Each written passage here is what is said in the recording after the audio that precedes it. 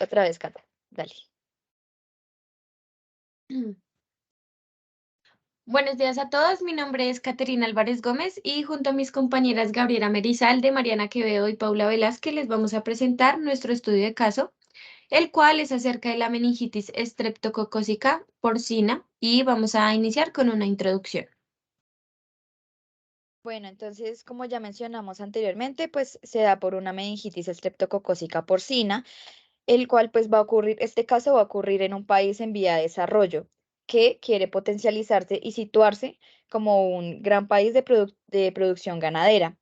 El primer caso se va a dar el 15 de junio del 2005 y en humanos se van a empezar a usar antibióticos como las penicilinas de amplio espectro, las cuales no resultan eficientes, por lo cual se va a cambiar el tratamiento para unas quinolonas.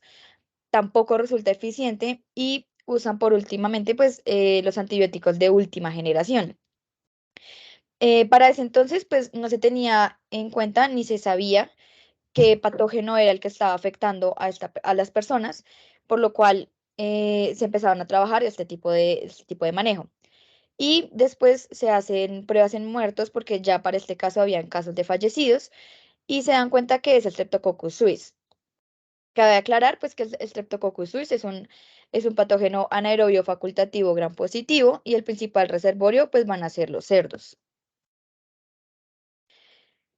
Como no se sabía qué patógeno era cuando se empezó a realizar el tratamiento, entonces es claro que no se actuó correctamente en los humanos, ya que pues se usaron antibióticos indiscriminadamente sin saber qué patógeno era, lo cual pues antes se debió haber hecho fue identificar el patógeno por cultivo, seguido hacer un antibiograma para saber a qué es sensible este patógeno y poder haber utilizado el antibiótico correctamente, lo cual pues causaron una resistencia antimicrobiana adquirida, que esta o secundaria también se menciona, y pues esta se da cuando se usan este tipo de antibióticos así y se crea una resistencia en el patógeno.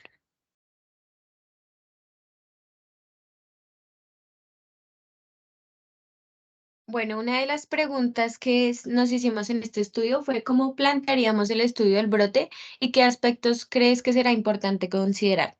Según la FAO, uno de los aspectos más importantes son, primero, determinar la existencia de un brote; segundo, confirmar el diagnóstico; tercero, determinar el número de casos; cuarto, organizar la información en términos de tiempo, lugar y persona; quinto, determinar quiénes están en riesgo de enfermarse; sexto, realizar una hipótesis; séptimo, análisis de los datos; octavo, medidas de control; noveno, conclusiones y recomendaciones; y décimo, informe final.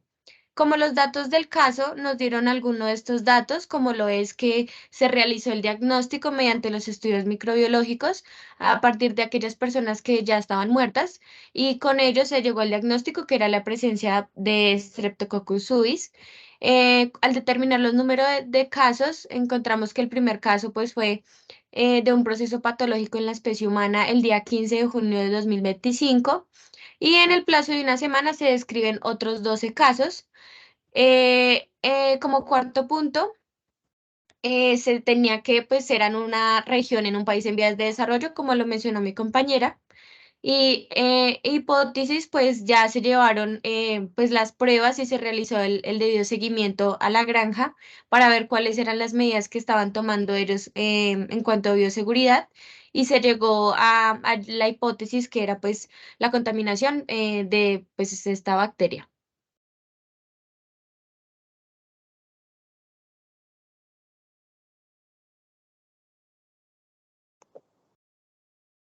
Bueno, de la información que se obtuvo de este brote de casos, se observó que en dos granjas estuvo aumentando la mortalidad de los cerdos, que se veía como un cuadro de meningitis en estos. Dos de las personas que fallecieron, una de estas personas trabajaba en una de las granjas y otra en el matadero de la zona. El resto de las personas con síntomas leves habían participado recientemente en matanzas domésticas de cerdos, que es una práctica muy popular en la región, o trabajaban en el matadero o eran familiares directos de estas personas.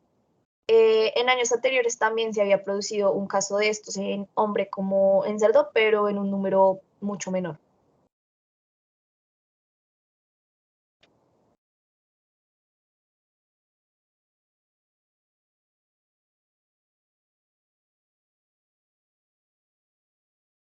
Bueno, entonces para las conclusiones hasta el momento de lo que va el caso, se da a entender pues que las personas afectadas más que todo presentan un riesgo ocupacional, es decir, que por el trabajo que realizan o su labor los pone en este riesgo, por ejemplo, el trabajar ya sea en la granja o en el matadero. Otra de las conclusiones es revisar la bioseguridad de ambos trabajos, ya sean pues las correctas medidas de manejo de sí mismos, o sea, de protección, de higiene, como tratamiento de los animales, como la bioseguridad de las granjas, ya que se presenta que hay un cambio de animales entre granjas, el cual no está debidamente regulado, ya que pues han aumentado los casos de este patógeno en todas las granjas de esta región. Bueno, con respecto a la bioseguridad, está muy articulado con el tema de la exposición como excusa cultural por el tema de las matanzas domésticas, al ser una práctica pues muy común en esta región, pues se toma como algo cultural, algo de lo que no tiene que tener cuidado, lo ven como un cerdo, y pues precisamente por esto no hay ningún tipo de bioseguridad y hay muchas personas, o sea, una gran cantidad de personas expuestas. Em, También consideramos que es una zoonosis que es bastante importante e infravalorada se observa el fenómeno de que como es algo común, se deja de considerar algo importante, precisamente por la constante recurrencia de esta zoonosis, o sea, de la cantidad de casos que se presentan a lo largo de los años de esta enfermedad. Y tampoco hay una concientización de información disponible, precisamente por lo que es utilizado como algo cultural, entonces las personas lo ven como separado, o sea, no es importante, no tiene la importancia que merece.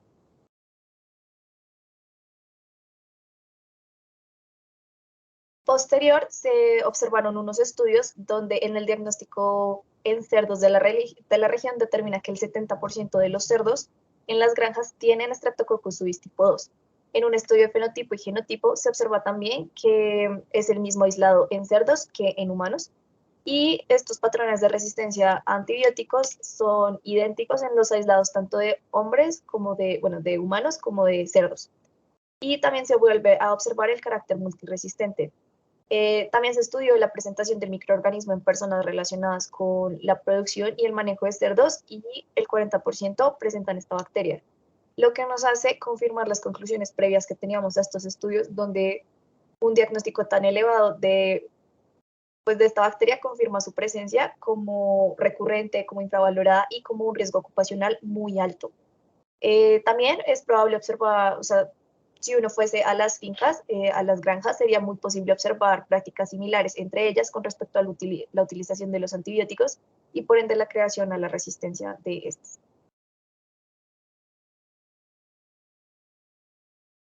Bueno, también nos preguntaba que si consideramos adecuadas las medidas que se están aplicando pues para este caso, y pues para dar un contexto general, las medidas que pues mencionaban era que realmente no existe un asesoramiento veterinario específico, los cerdos se mueven y se mezclan entre las diferentes granjas, se administran antibióticos sistemáticamente como carácter preventivo.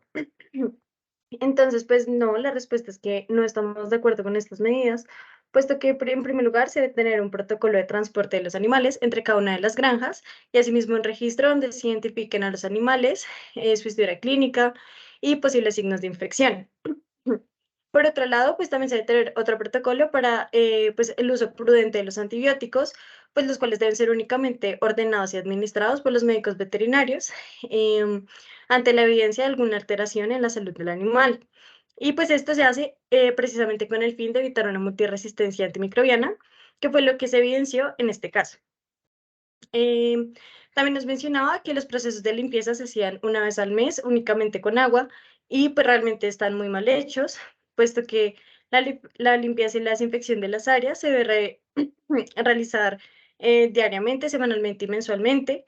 En áreas donde se manipulan los animales, donde se realiza el sacrificio y demás, utilizando productos pues, que garanticen tanto la limpieza como la desinfección de las áreas con productos pues, que sean específicos para esto. Por otro lado, pues también es necesario educar a los productores, a los mayordomos y a los demás encargados de la explotación en estas buenas prácticas, precisamente para evitar los problemas infectocontagiosos entre humanos y animales, y pues garantizar la distribución de un producto sin contaminación y en adecuadas condiciones. Por otro lado, también nos dimos cuenta de, pues, de que es evidente una falla en la articulación y el seguimiento, tanto de las entidades sanitarias competentes, eh, como de los productores y de los encargados de la explotación. Y también es importante tener en cuenta que otra de las buenas prácticas debe ser, pues, instalar el buen uso de los elementos de protección personal, y tener en cuenta toda la parte de bioseguridad para que precisamente no se presenten estos casos de zoonosis. Ah, bueno, y otra cosa que mencionaban era el manejo de los cadáveres de los animales, pues que los desechaban en cualquier lugar. Realmente no, esto tiene un instructivo, por eso mismo pues se debe hacer un adecuado manejo del cadáver de los animales, pues precisamente para evitar la diseminación de los microorganismos.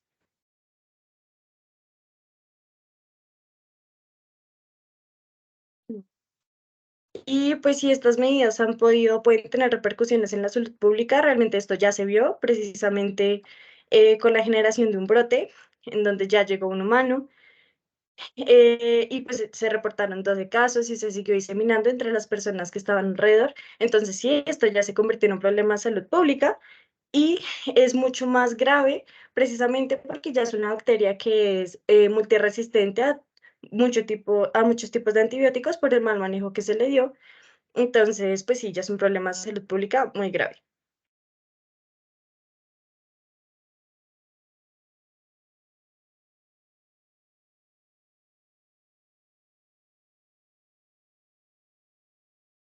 En cuanto a una manera de corregir este problema de resistencia a los antibióticos, encontramos que según la OMS hay como ciertas medidas que podemos emplear en este caso específico en cuanto a resistencia en humanos y en animales. Estas son administrar antibióticos a los animales únicamente bajo supervisión veterinaria, muy importante. No utilizar antibióticos para estimular el crecimiento ni para prevenir enfermedades en animales sanos. Vacunar y utilizar alternativas en los animales para reducir la necesidad de antibióticos. Fomentar y aplicar buenas prácticas en todos los eslabones de la producción de alimentos de origen animal y vegetal. Fomentar la seguridad biológica en las granjas para prevenir las infecciones mediante la mejora de la higiene y el bienestar de los animales. Y pues ya para finalizar, es importante aclarar que se debe prohibir el uso indiscriminado de los antibióticos por parte del personal que no esté formado en el manejo, ni tampoco en la salud de los animales, por problemas graves que se pueden generar en la salud pública por bacterias o agentes infecciosos multiresistentes. Uno, dos, tres. Muchas Muchas gracias. gracias. Muchas gracias.